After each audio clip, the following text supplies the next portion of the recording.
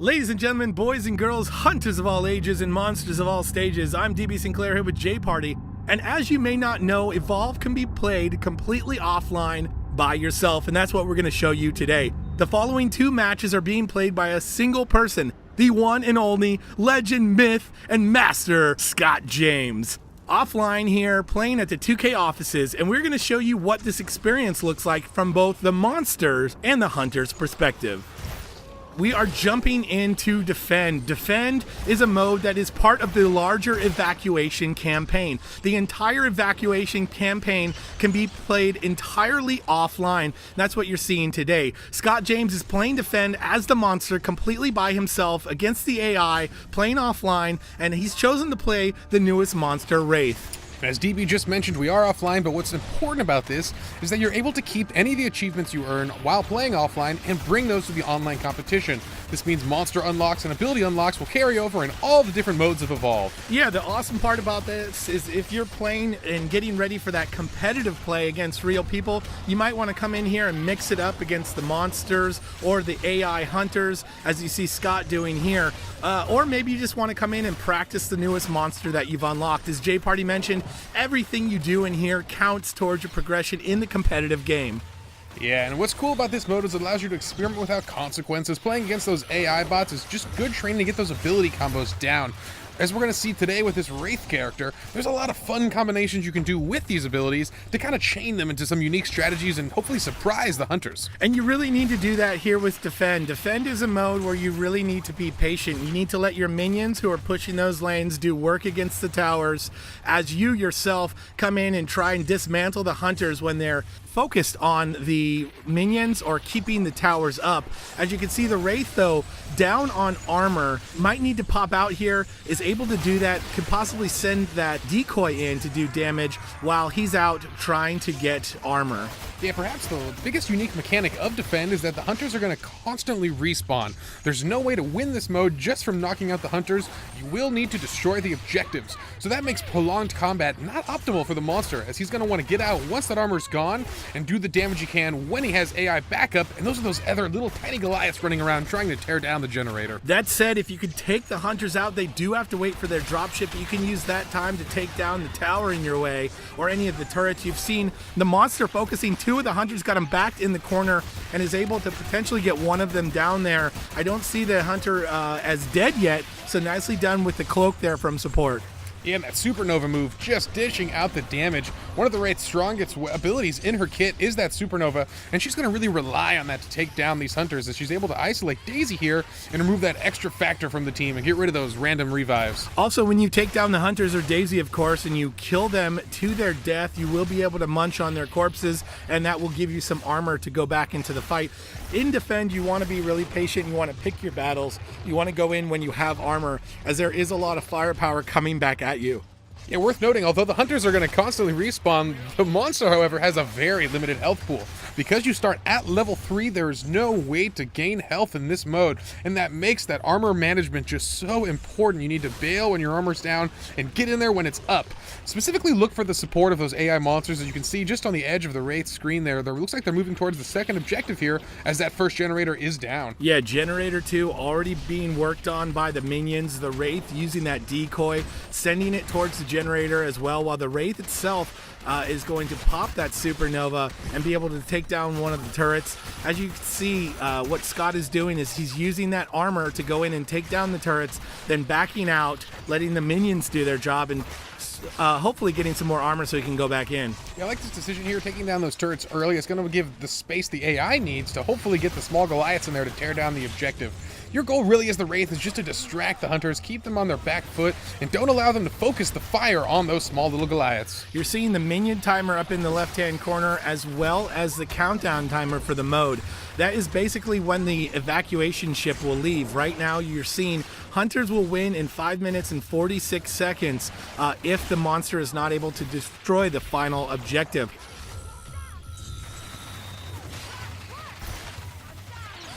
Popping the Supernova there is the Wraith. The Wraith going in on Bucket, trying to do some damage on the Hunter, unleashes the decoy there, and the Hunter goes down. Yeah, you may be noticing the decoy actually is going to gain the current state of the Wraith, and that includes the Supernova ability. So you want to use that Supernova ability first, and then unleash that decoy, and it's going to do a tremendous amount of damage as he goes for that abduct there, but misses the Hunters. Yeah, the Wraith misses the abduction, but goes in for the Supernova. Is going to try and do some damage and push the Hunters off of the generator, because we know that the minions were back there doing work. The monster knows that as well.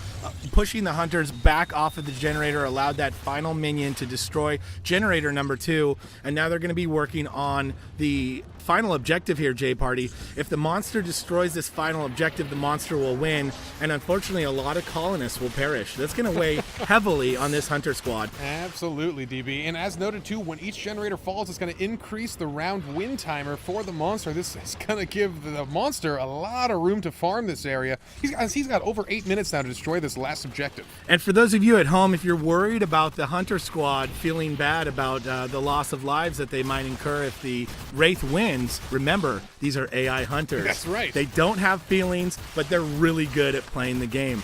The Wraith there, trying to get out, nicely done to go in, use that decoy to do damage on the turrets, potentially taking the turrets down, and then back out when she sees that she's low on health. She's going to pick up some armor and take the fight back to the Hunters. Yeah, doing a good job here. Got rid of one of the Hunters here, but trying to focus down the Trapper can be dangerous. If the rest of the squad realizes what's happening, they're going to be able to really focus fire the Wraith and get some real good damage in with no armor.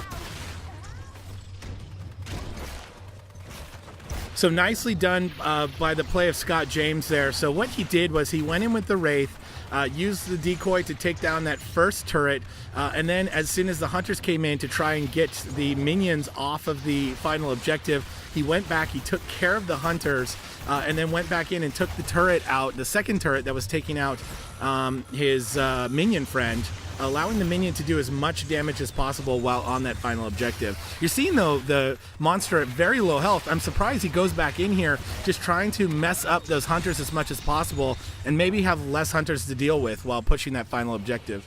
And that's such a good thing to practice here in the offline mode too. Test your limits, see how far you can really push it. You'd be surprised how much a monster can get done with very little health here. The Hunters are just so about the momentum, relying on keeping them on their back foot is such a strength here. The Wraith knows that one of the Hunters is down, and although the respawn timer is short in this mode, it is still existent, and that's going to give him the space he needs to hopefully destabilize the rest of the team and get an easy win with those AI monsters just tearing down the final objective. Just under 7 minutes is plenty of time to come back here, feed, gain that armor up as you see the monster doing. And like J-Party mentioned, this is the offline mode, and this is a great time to practice. The way that monsters are unlocked in the game is you're playing the other monsters first before you get to Wraith here, so you're not going to be as familiar with Wraith as you are with Goliath potentially, especially for that competitive game. You want to come in here and, like J-Party said, push your limits, push your abilities, see what is possible, and you don't have to worry about the people on the other side giving you a hard time about it. Yeah, absolutely. And some of the cool strategies you see the Wraith using that decoy to send out, get the Hunters distracted, and then go for the sneak bounce on some unsuspecting prey there. And look at that attack, so perfect. Such a strong combo. Unfortunately, the AI is quick to respond and is going to shoot him right off their ally. He does shoot him off, but he gets that poke there with his little blade into the face of Hyde. Hyde goes down. He's going to eat Hyde. He's going to gain armor right from the Hunter there. That's another reason why in this mode you might want to take down a couple Hunters while you're fighting near the objective. You won't have to go so far back into the forest or jungle area to get your farm on and get your armor up. Yeah, with health this low, every bite matters. He needs as much armor as he can possibly sustain, and the wildlife population has been quite diminished so far as he's been feeding vigorously around this final objective. So they're out of assault, so no damage here, or at least diminished damage, and out the medic, so the heals aren't going to come as fast as they want. Actually, it looks like assault is finally back in. As you mentioned before, J-Party, there is a shorter dropship time than in the normal modes like hunt or nest or rescue.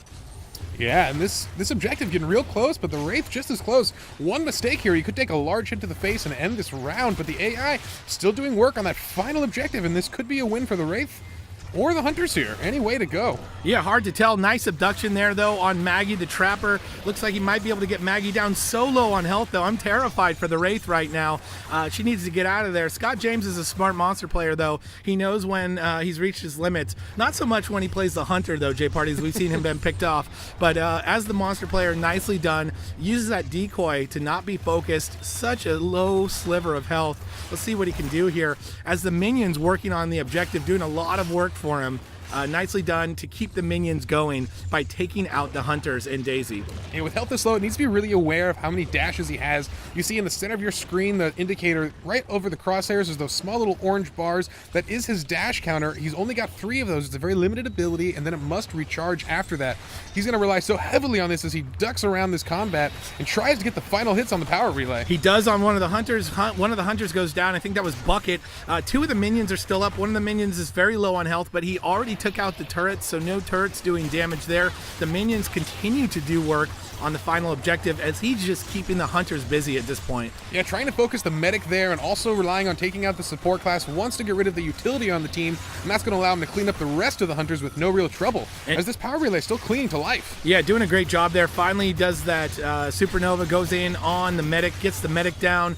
The hunters right now struggling to try and get him down and out, but just hanging on for dear life with the rest of this little sliver of health. He's just going to go in on the back of the power relay now while the hunters are on the other side dealing with that final minion. And going into Supernova again, that should be able to do the damage that he needs to win. And sure enough, it is, J-Party. Ladies and gentlemen, that is solo evacuation defend mode there, shown by the master of the monsters, as I like to call him, Scott James. Well done there. And now we're going to see the opposite, J-Party. I'm pretty excited for that. We're going to switch over to a match of defend from the hunter's perspective. And the beauty of this is when he was playing the monster, he is stuck with that monster playing against the AI there. But now he's actually going to be able to hot swap between these hunters and play whoever he wants. Yeah, this is one of the coolest modes to say and to play, and actually one of the most impressive modes to watch. You see a really good player is going to bounce between all 4 classes, use those long cooldown and key abilities to keep each other alive while they focus on the main character that they'd like to control, which in a lot of cases, it becomes very situational, and you can't have a standard. Yeah, very situational, even from the beginning here. As you see, he starts with Markov, he lays the mines down. Then he switches to Maggie, and he puts down the harpoon traps. And then finally here on Bucket, and he's putting those sentry guns down. He knows exactly how to lock down this area, or at least how he wants to, and he's doing that really well. Oh, nice move to put a little sentry gun on top of the rocks there. It's going to be hard for the monster to focus. And now it's up to him who he wants to switch between as it becomes even more situational based on how this fight goes. Yeah, trying to deal with those small little AI minions first, but then he notices Val is getting caught by the monster, and that's a rough thing. He can't switch in time. Val goes down here. We'll see if he tries to help Val up, but you probably don't want to play as one of the down hunters. Yeah, definitely not. He does switch indeed to Bucket. He's able to use that cloak to bring Val right back up. So nice move there by the support character. And what we're seeing here, J-Party, is going to be Scott really controlling the game to how he wants to play it, being able to switch. This is also a great way to check out the hunters you want to play, because you'll also be able to, once you have them unlocked, be able to switch between the hunters you want to see and put together your ideal lineup of hunters in this scenario, be able to practice them all, see what works best, and then go back and take this out to the real world. Yeah, that's absolutely my favorite aspect of it, is just testing some of the weirder combinations of hunters, as we never really know what are the strong combinations, and that's on purpose here. We want the experimentation, we want the practice, mix and matching all the different groups together, and finding out what works for you and your playstyle. Yeah, it's pretty cool too with this defend mode. Defend is, as we mentioned before, part of the larger mode evacuation campaign, where the final day of evacuation is this defend mode. It's basically defending this final power source from the monster and his minions, as you're seeing those minions come in now. And he's right back to the game plan that he's sticking to, J-Party, and that's putting out the traps, putting down the mines and the sentry guns, and just waiting for those minions to come in and then trying to take them down as fast as possible. Yeah, relying on a lot of this AoE, I can see why he likes Bucket. Those rocket launchers are going to allow him to do damage to both of those tiny little Goliaths at the same time. That's going to help him wear down those monsters. You know, this mode is perfect for the player that has an idea of, their ideal situation and the ideal team they want to put together. This is going to allow them to come in and work on those and maybe take that information back to their friends and say, hey, I was in defend mode, I was playing it, I was working through the different hunters, and I found this 4 that worked really well. Let's try that out. Yeah, absolutely here, DB. It's interesting playing on the medic a lot here. Wants to just give vision to himself there, so when he switches between characters, he's not going to be confused. He's going to know exactly where the monster's at here. And look at that. For this fight, he's chosen to play as the medic because he knows it's been a real target by the monster. Wants to just keep Val alive and in this fight, as she's just so important for this team to keep everyone standing. Also, beyond visibility there, she is going to be able to slow down the monsters and the minions with that trank gun. Doing a nice job of that there. The longer you can slow down any of those 3 enemies, the more damage you can do to the rest. As he's switching now to Assault, trying to lay down some mines, and not good enough at the last second there to keep the monster off of that first objective. They're on to Generator 2. That said, though, J-Party, they have done some forward progress on the monster's health bar. Yeah, absolutely. That becomes the long-term progress for the Hunters, is just tearing down the health bar. As I mentioned earlier, there is no way to regenerate health on this mode as a monster as you start the game at stage 3. It forces you to rely on that armor and makes it oh so important to play defensively and leave when the time is not right. One thing that we mentioned before, but I'll say it again, is that even if you're in here just practicing and working on maybe a new hunter that you haven't played before, all of this progress and experience that you're gaining here is going to go towards your progression and carry over to the competitive game. So it's pretty cool to be able to come in here and test out some new strategies, test out some new team comps, and test out maybe some new modes that you're not familiar with if you've just been playing Hunt, for example, and then take that to the real world, J-Party, and show them what it's all about. Yeah, each mode requires such a unique strategy and a different take on what you're going to do each time, and that's what's so fun here, is he's going to try some strange things here. And I like what Scott James chose on this one. Went with a really defensive team, a lot of mines to be placed by each member, and that's what allows him to just maximize the utility of each hunter here. And the Wraith coming back in, trying to get some damage, but the Wraith with such a low armor pool needs to be very careful. Yeah, the Wraith too, also very susceptible to this trap team, J-Party. The traps laying around are good to catch both the Wraith and the decoy there. And this team doing a lot of damage when Markov can get those mines down. Unlike the, nice abduction there on the medic. Really nicely done to separate the medic there. So even the AI monster showing a trick or two here. Yeah, absolutely, going for the body there, not the player reviving it. Unfortunately, Val does get back into this fight, and with everyone almost standing here, the monster might need to retreat here as that armor once again getting just so low. Yeah, so what we're seeing here, J-Party, with those mines is that the other monsters, Kraken and Goliath, both have some pretty good counters towards their mines. It's a little bit harder with the Wraith, so I believe that's why Scott went with Markov here. He can lay those mines down. One of the ways that the Wraith is going to have to combat those mines is by potentially focusing that decoy on a hunter that's on the other side of the mine, having that decoy go through the mine. As you see him switch to Val here, he's trying to regroup and trying to get the hunters back to this generator here, and hopefully keep it away from the monsters as you see the minions coming in. Yeah, and getting comfortable with those abilities is something that does require practice. Once again, perfectly utilized here in the offline mode.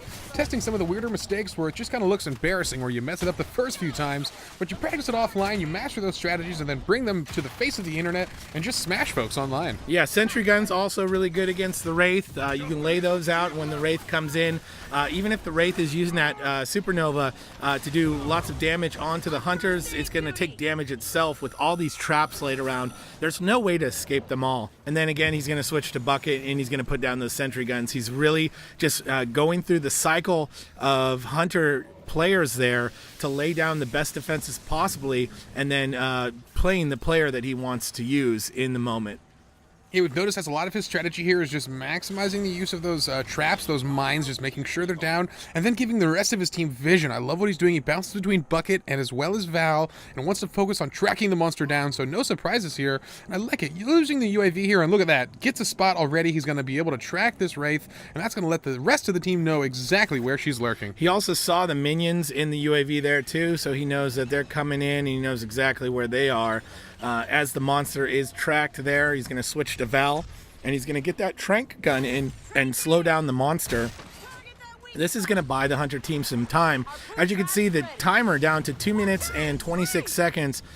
This is a hunter win if they are able to hold the monster and the minions off for that time. But as we mentioned in the other video, 4 minutes will be added to the timer if the monster can get through. Yeah, this is actually looking good though for the Hunters right now. 2 minutes is a pretty decent amount of time, although as I say, the Generator continuing to take losses, and a Hunter goes down there. We'll see if he switches out of the support class and focuses on trying to get himself back in the fight. Yeah, 2 Hunters go down, J Party. It looks like Assault and the medic, or excuse me, Support and Assault. The Trapper good to go to get him back up, and Daisy helping with that as well. Trying to get away from the Wraith there, laying down some traps as the Wraith is coming in. That AI monster trying to do work here on Scott. And doing some work there, knocking down a bunch of the Hunters. Oh, and takes him down at the end there, but look at this dropship full of the whole squad here. And this is not a good look for the team, as they're going to have full reign over the Generator for all the monsters there to just tear it apart here. But once again, the short dropship timer gets you right back into the fight in this mode. Yeah, fortunately, they got the short dropship, but it is the entire team out of commission at the moment. So the Generator being worked on by the monster and its minions, as J Party mentioned. This is going to give him some time to get in there. It looks like the monster might have actually gone back out to get some armor. Sends in the decoy first. The decoy can do a lot of damage. I'm not sure if they trapped the decoy or the monster. Maybe they got both, J Party. Only time will tell. Yeah, actually, they got a real lucky break for the Hunters there. It looks like they took out the AI support right before they all got wiped there. So not a lot of progress made on the Generator, even with all the Hunters dead. With them back in the fight here, they're at full strength and tearing apart these little tiny Goliaths. And a really great arena, J Party, as you see it's just on the edge of the Generator there. So the minions are trapped in here and not able to get to the Generator. So a beautiful arena by Scott as he switches back and forth between the rest of the Hunters, trying to do damage to take the minions down. And he does a great job of that. And that Generator looking nice and good, has no progress made to it since we mentioned it before. Here comes the Wraith, or is it another decoy? Looks like a decoy, J Party. And you know, that is one of the most important abilities of a Trapper, is to really visualize the size of the arena.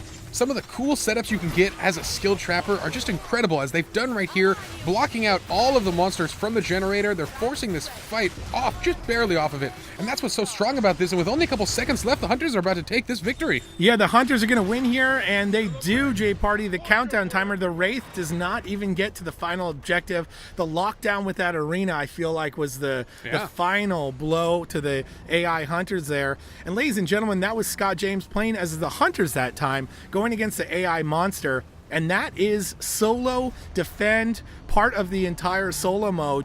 We're out of time, so we will see you next time when we bring you Between Two Beards.